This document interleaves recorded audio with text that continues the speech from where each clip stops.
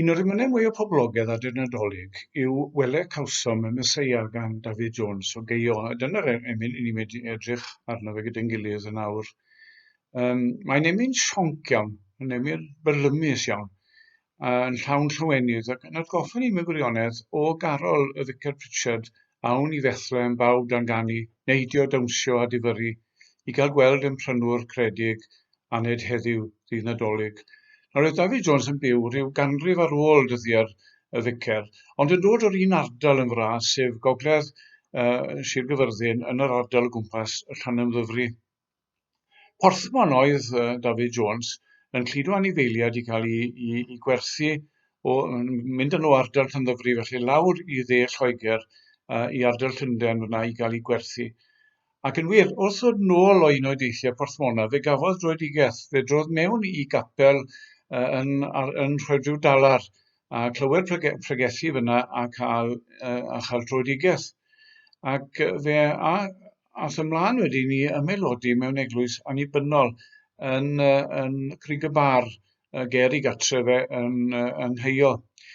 Ond roedd e hefyd yn gyfeillgar iawn gyda Methodistiaid yr ardal, cyfeillgar iawn enghraifft a Williams Montecelin.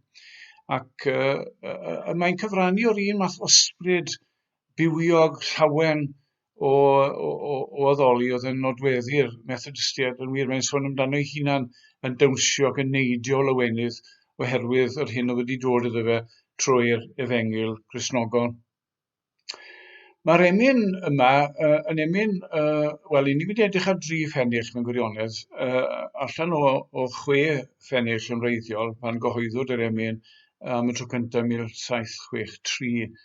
A mae'n enghraifft mewn gwirionedd o olygyddion llyfrymynau, felly ni gymwynas ar emyn oherwydd yn aml iawn felly byddwn ni'n gytuno yn hollol ar newidiadau mae golygyddion llyfrymynau yn wneud. Yn achos yma, roedd hepgor 3 o'r penillion yn wneud yr emyn mewn fwy tyn rhywsut ac yn mwy effeithiol.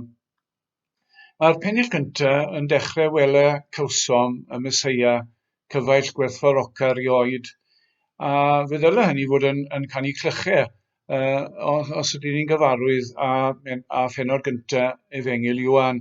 Oherwydd yn y fan yna, mae Ioan yn tynnu sylw rai o ddisgyblion at Iesu Grist, ac yn dweud amdano fe Wele oen Duw, ac yn dilyn hynny, mae rai o'r disgyblion yn dechrau dilyn Iesu Grist ei hunan. Un ohonyn nhw oedd dyn o'r enw Andreas, a mae fe yn mynd ac yn dweud wrth ei frawd Seimon Pedr, sydd eto yn dod yn un o ddisgyblion amlwg Iesu Grist. Mae'n dweud, na ni y gawsom y Meseia.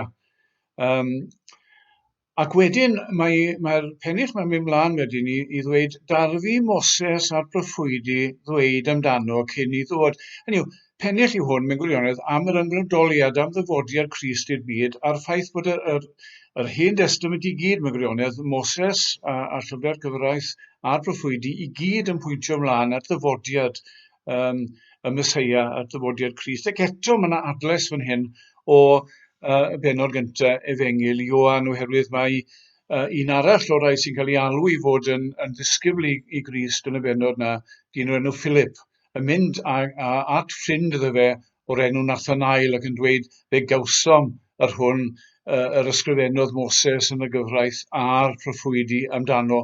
Felly chi'n gweld fel mae'r pennill yna yn adlewyrchu'n gryf yr hyn sydd gyda ni yn yr hanes yn bennod gyntaf Efengyl Ioan. A mae'n gorffen wedyn trwy danlinellu'r ffaith pwy yw'r Iesu. Mae Iesu yw gwir fab Duw, ffrind a phrynwr dynol rhyw. A mae'r gair prynwr na wedyn yn harwen i mlaen at yr ail bennill, oherwydd mae'r pennill yna yn sôn am yr oen, am Grist fel yr oen. Nawr, yn y bennod gyntaf yn Efengyl Ioan, mae Ioan Fedyddiwr wrth gyfeirio at Grist, wrth bwyntio at Grist, yn dweud Wele oen Duw. A byddai'r geiriau yna yn rhai gwbl syfrdanol i'w wrandawyr. Oherwydd yr oedd yr Iddewon, wrth gwrs, i gynulleidfa Ioan Fedyddiwr, yn gyfarwydd iawn ar holl aberthu a'r oen oedd wedi digwydd ar hyd cyfnod yr Hen Testament ac hyd i lawr at eu dyddiau nhw. y berthu oen yn y deml yn aberth dros eu pechodau nhw, yn aberth yn mwyn I heddychu nhw a Duw. A dyma Ioan Fydyddiwr nawr yn dweud, wel, dyma oen Duw, meddai fe.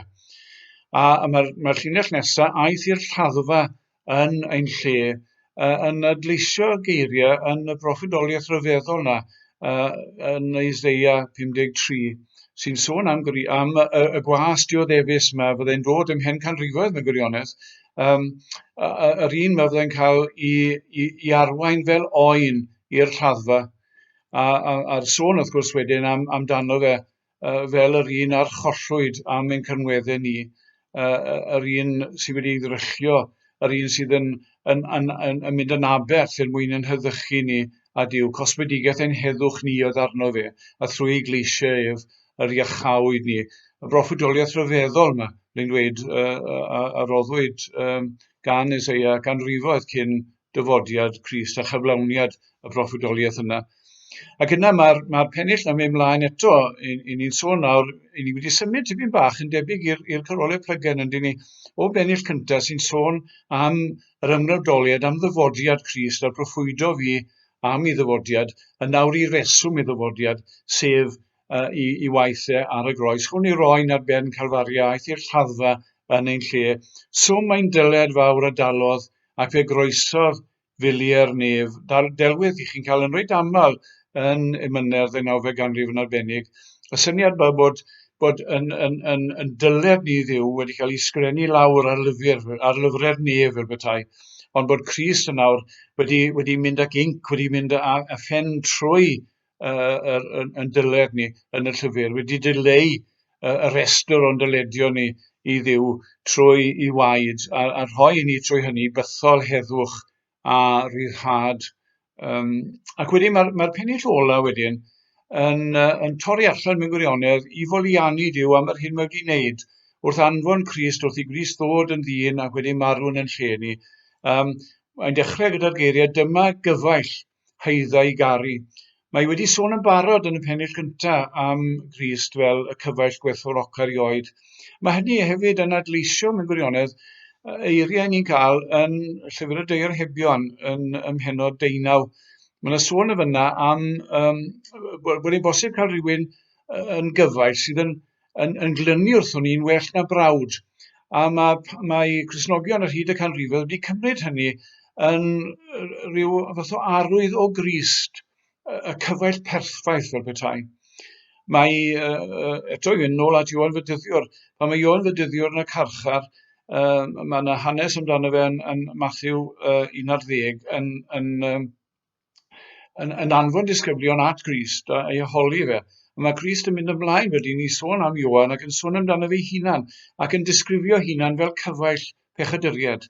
Ymadrodd rhyfeddol pan chi'n meddwl amdani, yr un pur a glân yn dod yn gyfaill I bechaduriad. A dyna, wrth gwrs, pan mae'n heiddi cael ei garu a'i glodfori yn fwy nag un. Mae'n prynu'n bywyd, yn talu'n dyled, a'n glanhau ei waed ei hun. Ac yna mae'r clo yna wedyn yn anhanog ni gyd I ddod at ein gilydd yw I lawenhau, ei foliannu a diolch iddo fe. Brodyr dewch, llawen hewch, diolchwch iddo byth na thewch. Dylen ni bwysleisio falle fyna bod y gair brodyr yn y cyfnod yna I ni yn fwy sensitif falle yn y dyddiau ni ac yn defnyddio ymedroddion fel brodyr a chwiorydd ac yn y blaen. Ond yn y cyfnod yma fydde'r gair brodyr yna yn air ymbarel fel petai, yn cynnwys pawb yn yr eglwys, a gwryw a benyw. Ac yn wir, yr oedd llawer iawn o'r bobl yn y cynulleidfaoedd yn Crug y Bar a mewn mannau eraill yng Ngogledd y Cyfyrddin oedd yn canu'r emyn yma tro cyntaf, felly llawer iawn ohonyn nhw yn ferched. Yn wir, fe ath Crug y Bar yn enwog iawn am rai o'r merched fyna oedd yn torri allan I foliannu yn sionc gynfyrlymus iawn. Un ohonyn nhw'n yn enwedig wedi mynd yn enwog mewn gwirionedd yn ei dydd ar draws Cymru, Nani Crug y Bar fel oedd hi'n cael ei galw, am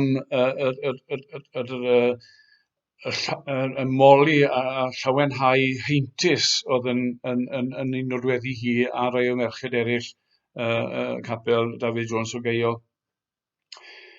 Ac dyna felly diwedd yr emyn yma, felly yr anogaeth yma i lawenhau. Ac wir, mae'r emyn trwyddo fe. Yna rhywbeth sionc iawn yn yr emyn yma trwyddo fe. Mae diwedd pob pennill sydd yn llawn rhyw ymedroddion byr, sionc a'r odle wedyn yn gyrru hynny nôl yn bwysleisio y llawenydd yma sydd i ni yn yr iachawdwriaeth. A'r anogaeth yma wedyn i ni lawenhau a diolch am byth, felly byth na thewch am hyn i gyd. A dyna yw'r sial sy'n ni yn yr emyn yma. Yn wir, dyna sydd yn gwbl naturiol mewn gwirionedd wrth i ni feddwl am yr iachawdwriaeth fawr sydd wedi dod i'n rhan ni yng Nghrist.